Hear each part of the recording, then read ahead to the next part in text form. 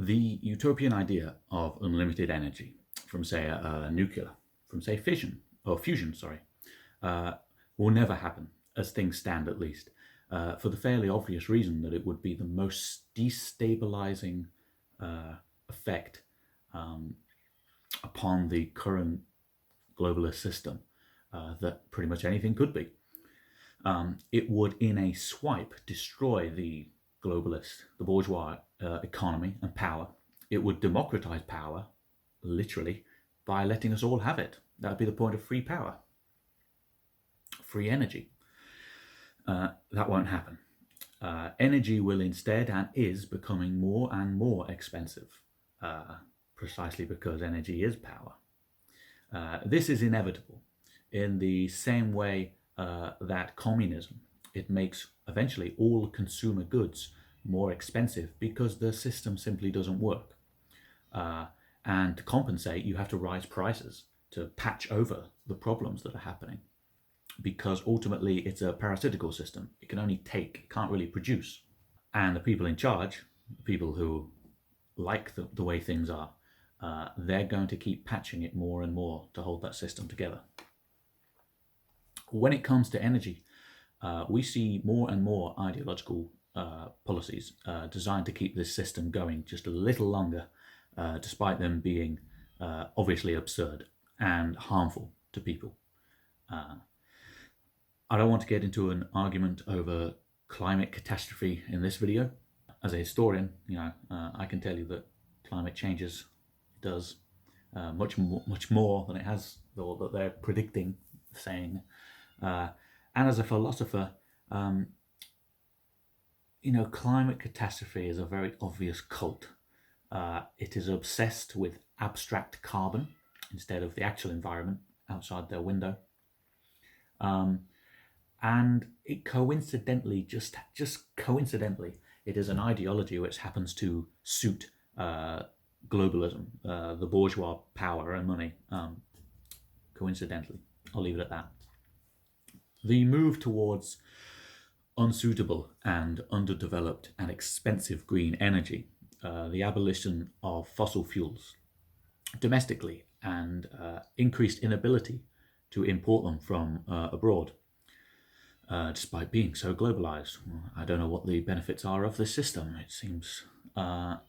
It just seems to mean that when problems happen around the world, it affects us even more. There you go. Laws against owning cars and even log burners, the most basic facet of civilized man, of mankind being mankind, that he can go and cut down a tree and make fire. Well, it's being banned.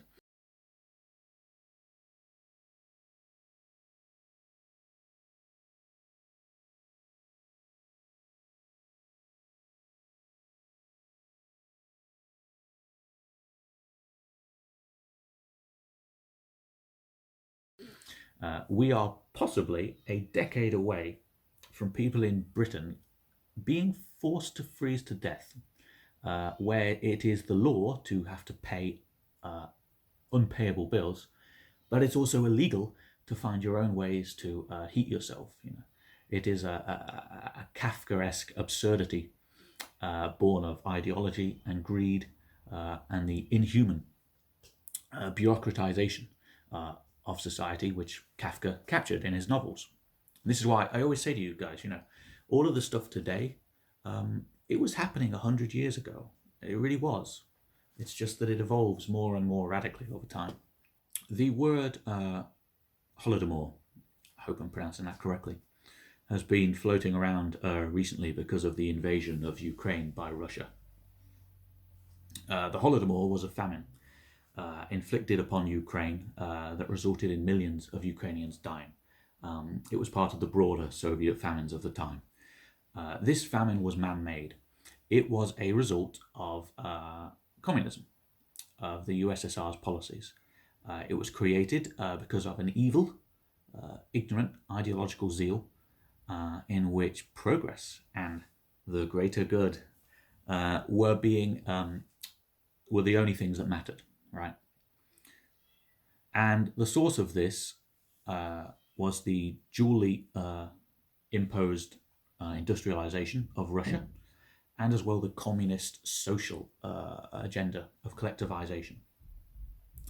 And as far as I can tell, this is the same thing that is happening today with the green agenda. We have the green and tech industrial revolutions, as they are literally called that. It's literally the policy of, is it still Labour's policy to have, I know it's the Conservatives are just as mad about this, but to have a green industrial revolution. And there's also the social agenda of greenism that seeks to reduce people to an existence of subsistence. And everything you do has to be about green and carbon. We have to live in these microscopic houses when we're unable to travel further than we can walk in a day and back. I'm not a big fan of those who take the approach of Arnaud Amalric, who was the papal legate. He was an inquisitor and general. He's supposedly the source of the phrase, kill them all, God will recognize his own. He apparently said this when he massacred a group of Christians known as Cathars, who had the wrong ideas back in the medieval period. This is always the idea that, kill them all, God will sort them out, sort of thing. This is always the justification by those who want to simply sacrifice people within their society for some greater good. It is exactly the excuse made by the so-called climate activists whenever somebody dies because they've blockaded an ambulance or route to the hospital. Never mind simply ruining everybody's day and risking people's livelihoods, of course. Sunak, our dear leader, is apparently bringing out tough new measures to stop these protesters. Well, I don't think they're protesters. I think they're terrorists, literally. I think that I don't think that they're protesters any more than the soldiers of Arnaud Amalric were protesters. They're not protesting anything at all. In fact, what they're doing is the opposite. They're inflicting themselves upon us, asserting their ideological divine authority upon everybody, and they don't care about the consequences. Oh, somebody died because of what we did? Got to break a few eggs to make an omelette, eh? They're terrorists. They are terrorists. They're killing people, and they want you to live in fear of them. They want you to be afraid that you can't make it to the hospital. They want you to be afraid that you can't go to work, that you can't see loved ones. They want to stop you assembling in public. It's an interesting one. So that you give in to them. Only in Britain in 2022 would it be considered tough to deal with these people, for a prime minister, for the leader, to simply get the police to enact the laws of the land. That's tough these days.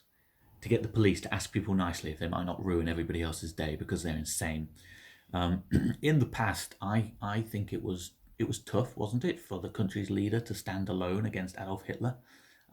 It was tough of the country's leader to stand on the front line of the battlefield with their soldiers and fight for the nation they swore to protect and die. That used to be tough. Oh well, see you on the other side of the Holodomor.